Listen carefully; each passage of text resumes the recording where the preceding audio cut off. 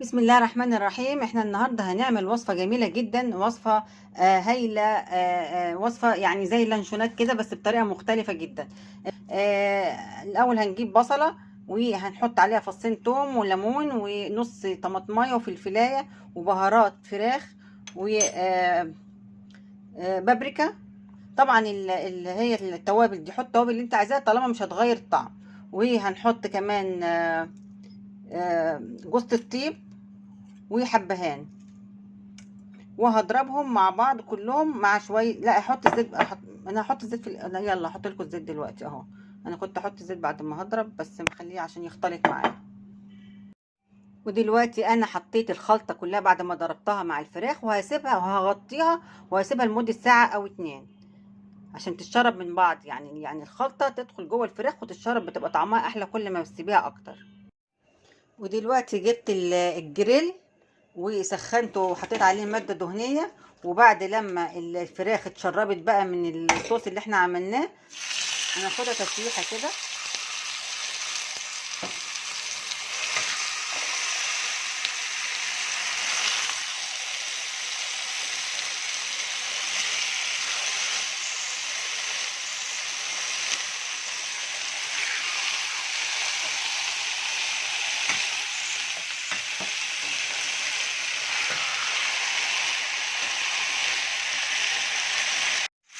قلبتها بقى اهو على الوش التاني، بس ريحة البهارات وريحة الخلطة ريحتها فظيعة، طالعة ريحة جميلة جدا. البصل مع الثوم مع الفلفل مع البهارات اللي انا حاجة ريحتها مش قادرة فظيعة فظيعة.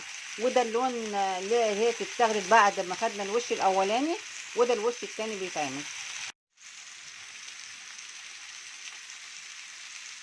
وبعد لما انا شوحتها بجيب صينية الفرن اهي، وبحطها تحت طاسة قديمة، أي طاسة قديمة عندك، وباخد الفراخ وبحطها على الصينية، على السلكة بتاعت الفرن أهي. انت عايزة تعملي أي كمية اعملي الكمية اللي تعجبك، مش شرط يعني الكمية اللي أنا بقولك عليها، المهم الطريقة. دلوقتي الطاسة اللي أنا قليت فيها أحط فيها شوية مية سخنين كده،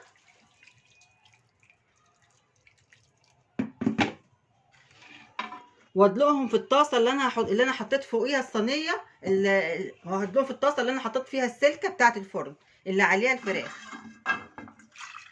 عشان تطلع الريحه على الايه، على الفراخ.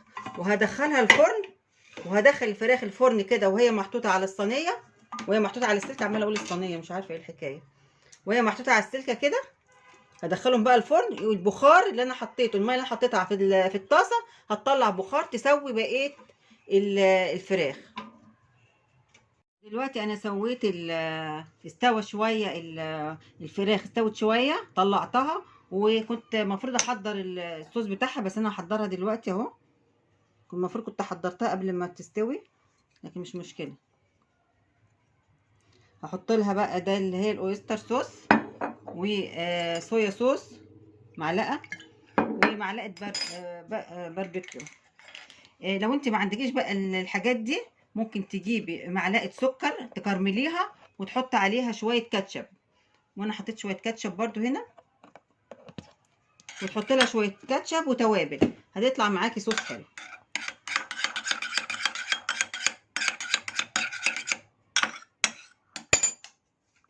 وهبتدي بقى ادهن وش الفراخ كده، وش وظهر طبعا.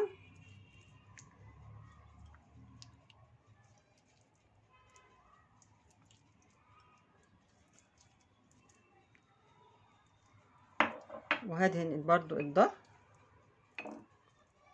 وهكمل وهدخلها الفرن تاني. شويه دول فاضوا هبقى احطهم لما تخرج الفراخ، برضو احطهم تاني. وبرضو هقول لكم مكونات الصوص ده. حطيت اويستر صوص، وحطيت باربيكيو، وحطيت معلقتين كاتشب، وحطيت صويا صوص. واللي ما عندكيش بقى الحاجات دي خالص ما تشغليش بالك. كرملي معلقتين سكر وحطي عليها معلقتين كاتشب وشويه توابل، هيدوكي برضو نتيجه حلوه جدا. طبعا هو مش نفس الطعم، مش هيديكي نفس الطعم، بس بنحل المشكله وعشان تبقى الحاجه تقدري تعمليها. ودلوقتي خلصت اهي الفراخ بريحتها بقى الجميله. و هسيبها لما تبرد واقطعها بالقطاعه او بالسكينه. على فكره انا كنت عامله الطريقه دي باللحمه، اسمها بريسكت، هتلاقوها على الفيديو في القناه. اهو كده بعد ما تقطع ممكن بقى نعمله سندوتشات، ممكن نعمله حشوة اي حاجة، وطعمه جميل جدا، رائع.